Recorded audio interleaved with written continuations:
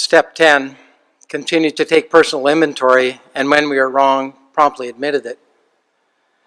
Step 10 is one of the maintenance steps, and I think sometimes people believe that it's only about looking for when we have wronged people and when we owe amends because of that.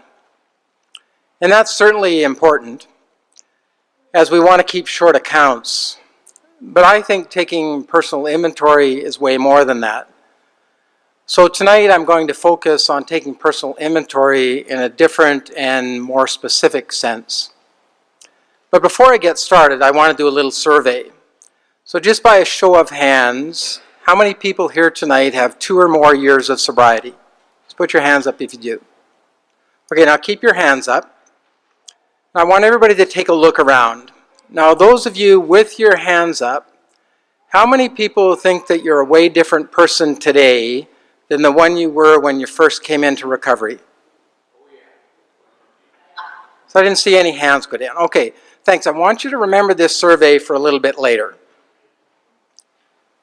One of the things we talk about a lot, but it doesn't appear to get through to people very well, is how important it is to avoid relationships in early recovery. Now, of course, many people are in long-term committed relationships when they get into the program, but many aren't. And by long-term committed relationships, I mean somebody that you've been seeing regularly and exclusively for over a year before starting your sobriety journey.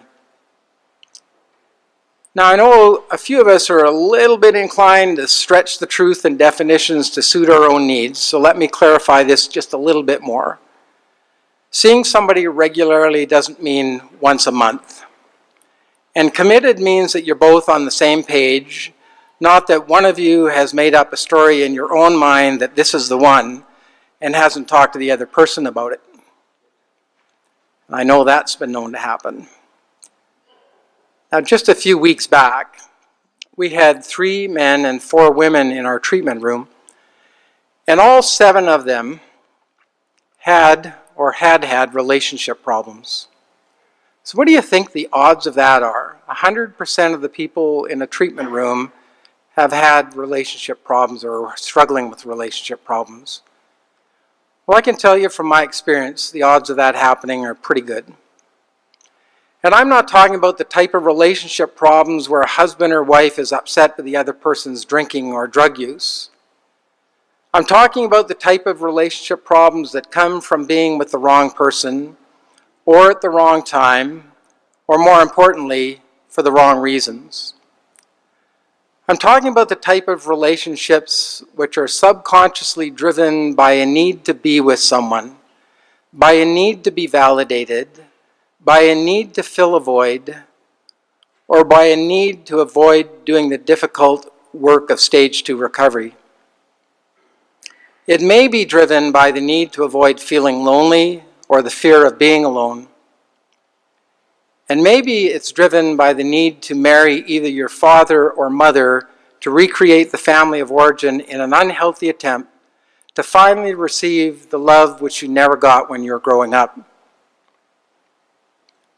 And these types of needs are fueled by movies like Love at First Sight and lines from movies like You Had Me at Hello and my favorite, You Complete Me. Now, if you need somebody to complete you, your relationship is doomed from the start. Now, our scripture tonight is about Samson and Delilah. They had some relationship problems, to say the least. Samson was a legendary Israelite warrior and a judge. Delilah, a woman who he fell in love with, and who sold him out for 1,100 pieces of silver. Delilah was a beautiful and charming but deceitful woman, and Samson was a man of incredible strength and had defeated many Philistines in battle. And when the Philistine leaders learned that Samson and Delilah were together, they approached Delilah and bribed her to find out the source of Samson's incredible strength. Now, Delilah had previously asked Samson why he was so strong, and up to this point in time, he had lied to her 3 times about the source of his strength, until one day this happened. Can I have the scripture, please? Then Delilah pouted. "How can you tell me I love you when you don't share your secrets with me? You've made fun of me 3 times now, and you still haven't told me what makes you strong." She tormented him with her nagging day after day until he was sick to death of it. Finally, Samson shared his secret with her. "My hair has never been cut," he confessed, "for I was dedicated to God as a Nazirite from birth. If my head were shaved, my strength would leave me, and I would become weak as anyone else."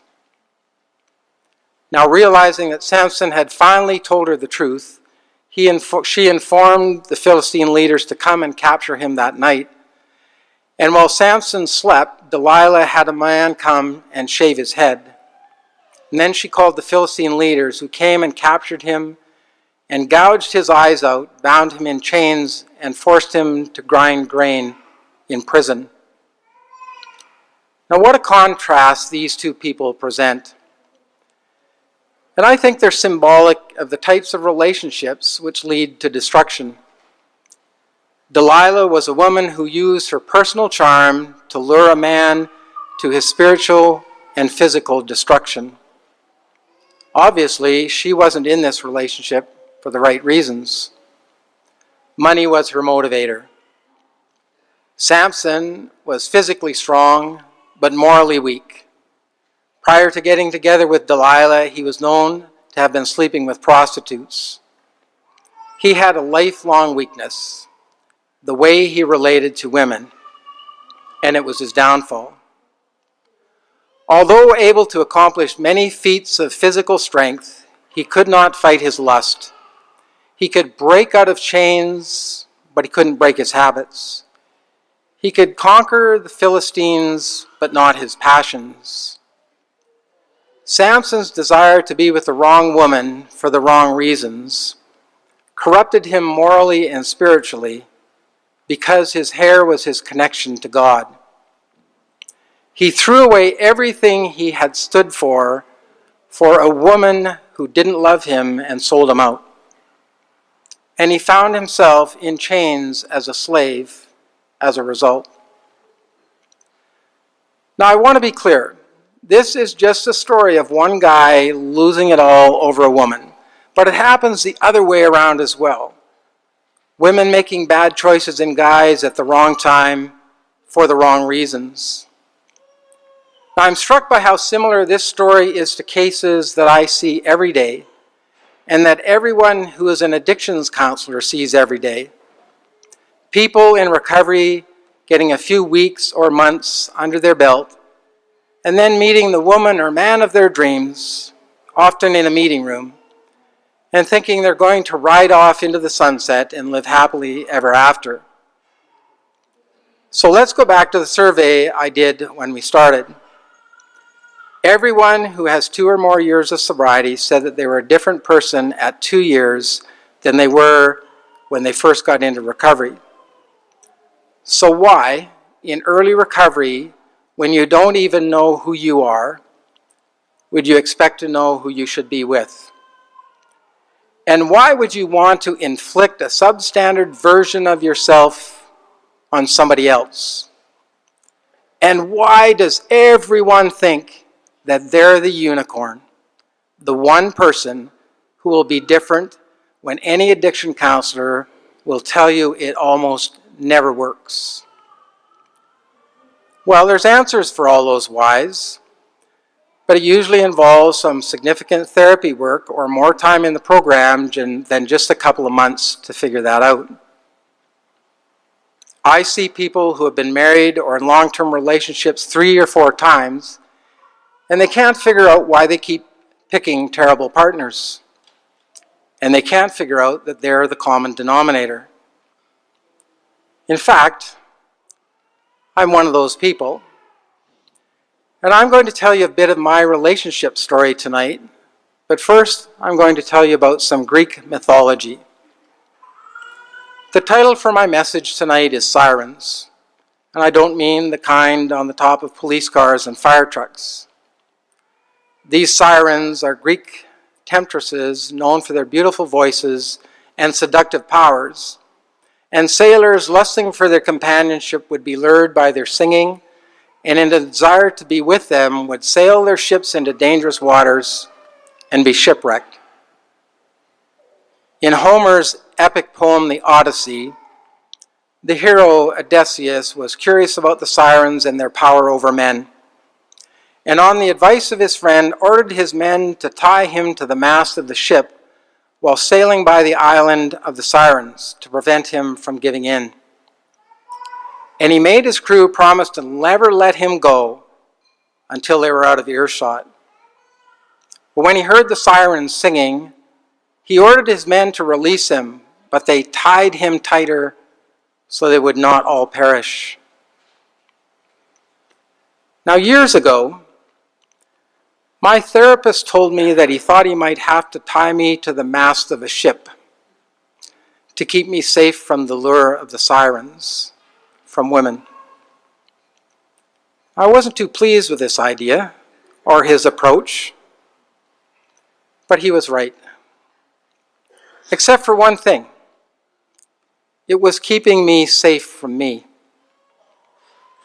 What I didn't know back then, 13 or 14 years ago, was that my relationship struggles were because of a need to get a woman to love me to make up for the love that I didn't get from my mother. My mother was cold and physically abusive to me, and I want you to remember that because it's going to be an important part of this story. My wife of 26 years left me in 2003. I'd given her plenty of reasons to leave.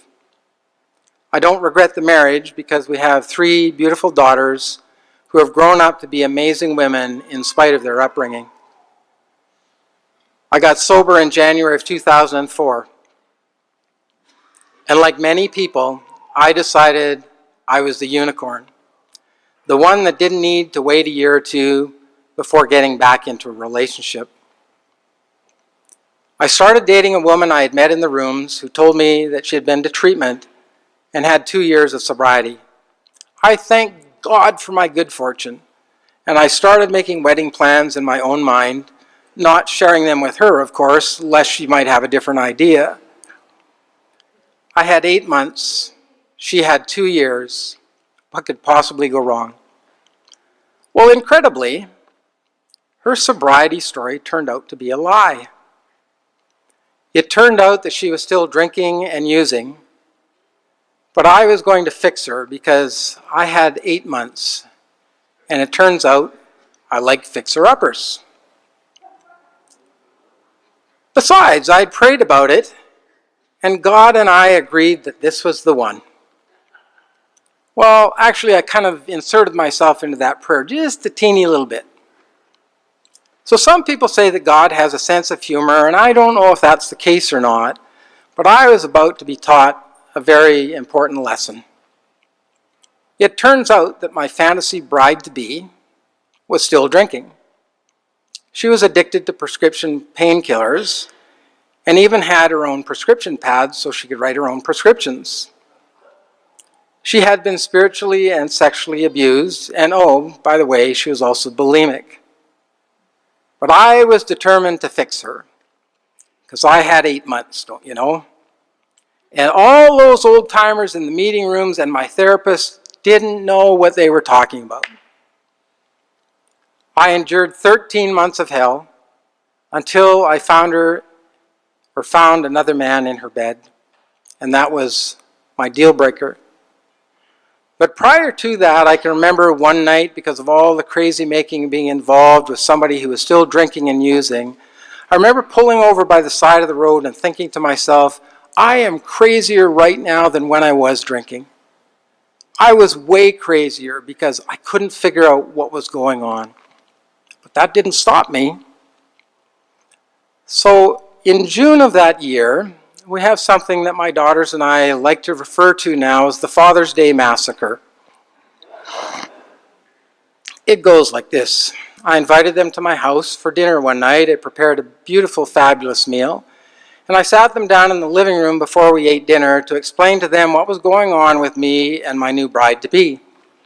And they had been watching my behavior and slowly seeing me kind of losing my grip and being obsessed with this project that I had on the go and not paying any attention to them like for so many years in the past. And my middle daughter, who has an epic temper, looked at me and said, Cheryl knows, she follows her on Facebook. She looked at me and said, what bloody difference does it make? I haven't had a father for 20 years, and if I don't have a father for another 20, I'm out. And she got up and walked out of the house. Now, my youngest daughter had hung in there with me the longest, and so I looked at her and I said, what about you? And she said, you know, I think Caitlin's right.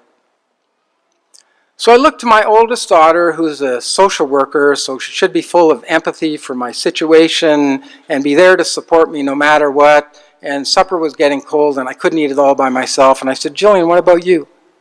And she went, eh. And she got up and left too. And so there I was, by myself with dinner, and a bride-to-be that didn't want anything to do with it, and 3 daughters who were every bit as angry with me as they had been when I was drinking. I was later to realize that I was trying to fix this woman so I could avoid working on me. I'm here to tell you it's not a good idea.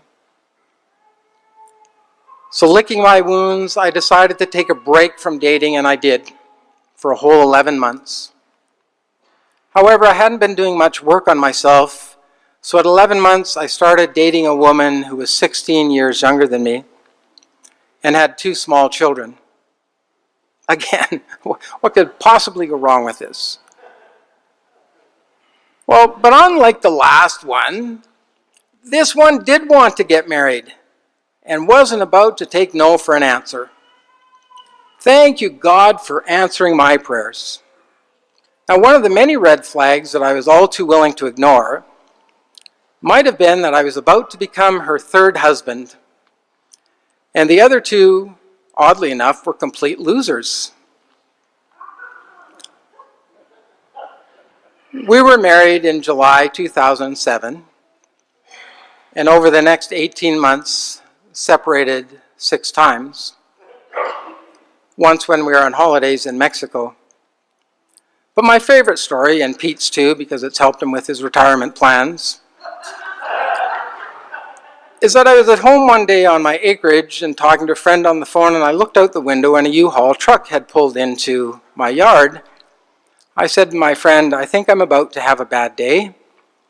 I'll have to call you back. I didn't know Pete at the time, and Pete was enabling my somewhat crazy wife because Pete owned the U-Haul agency that she was going and renting this truck from, and did on more than one occasion, charging the U-Haul rental, of course, to my credit card. And she came in and packed up everything into the U-Haul that was there in our house and was quite angry with me because I wouldn't help her pack, and she left.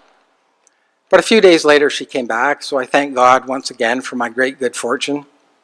And this went on and on and on, and then finally, 18 months later, we decided to call it quits. And when we did that, she told me that she was leaving because she couldn't be with me because I was too happy. Now, I guess if you're looking for a reason, you can always find one.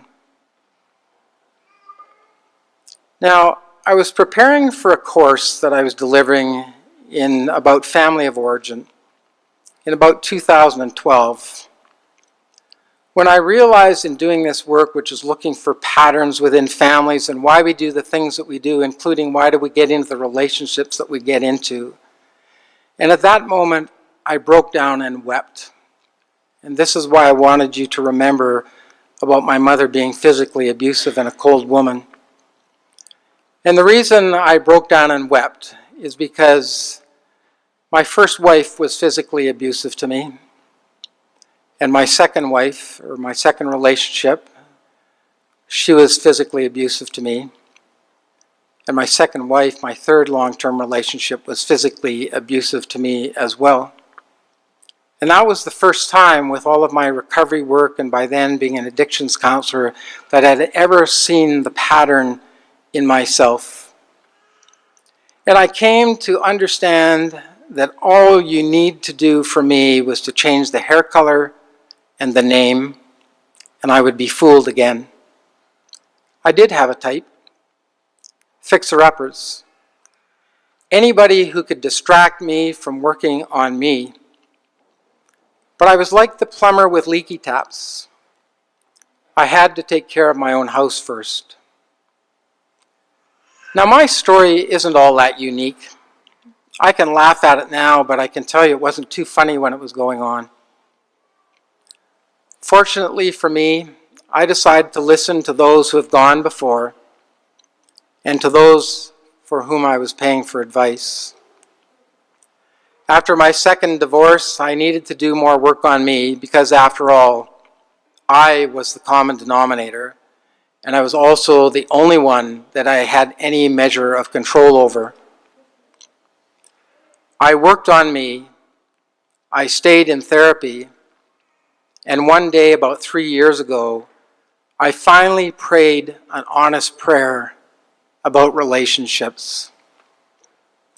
I said to God, I'm okay being alone, and I know I can trust you if that is your will for me. And I meant it. And he knew I was finally ready. And a few weeks later, I met the love of my life.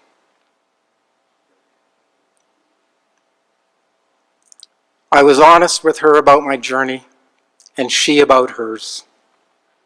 There was no false advertising or making ourselves out to be anything other than who we are.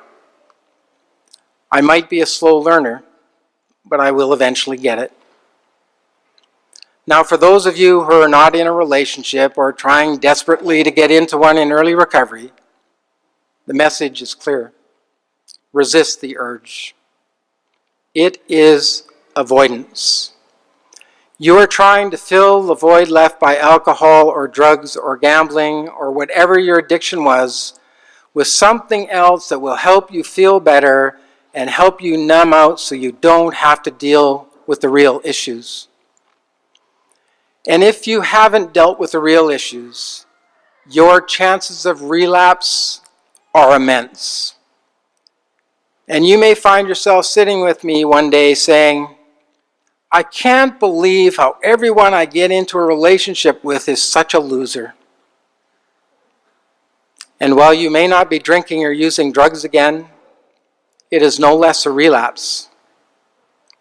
Now, my thought for the day today on Facebook and in my text messages was this: if you can't live well alone, you can't live well together.